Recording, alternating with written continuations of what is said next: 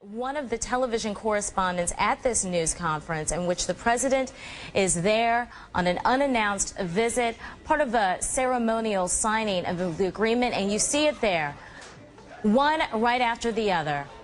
One of the journalists jumps up, throwing the shoes at the president. Let's listen in.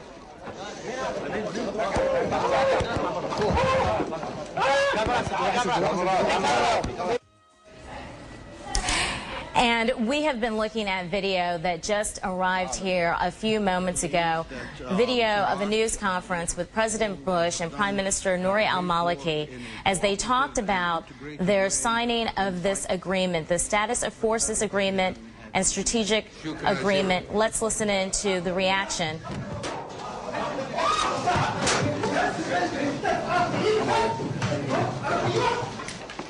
Amazing. You see one of the journalists there. We are getting reports that he is from Al-Baghdadia television.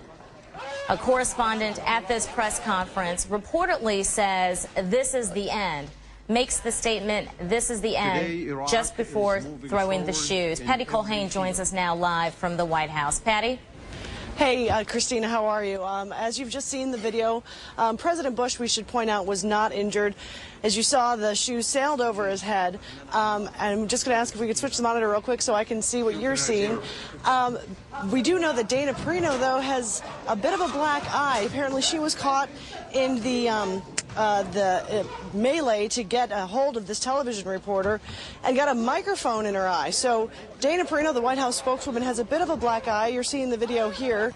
Apparently, as you said, this is a television reporter, and he screamed out, "This is a farewell kiss, you dog." Again, a news conference that was supposed to be, at least in the eyes of the president and the Bush administration, supposed to be a ceremony. An agreement being reached by the governments, the U.S. as well as Iraq, positioning troops, potentially positioning troop withdrawal by the year 2011. Instead, we will remember about this, quite frankly, are these shoes. And we are now getting information that the president apparently jokingly responded following this incident, saying that this was a size 10 shoe. Patty, I understand we have you back on the line again. Mm-hmm.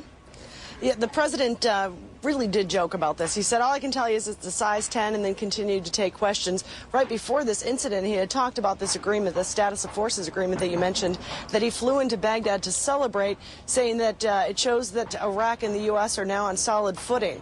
That was before this incident happened. At the end of the day, you know, how much real danger was he in? I mean, this was an insulting thing. It was a chaotic moment. It's I mean, I don't think anyone would say his life was at risk. So he did move around more on this visit than he was able to in the past. He was able to visit some places and visit with other Iraqi leaders that have been impossible in the past. But you know, in a controlled environment, this thanks so much, Richard. We appreciate it. I'm Christina Brown. We return you now to our regular programming.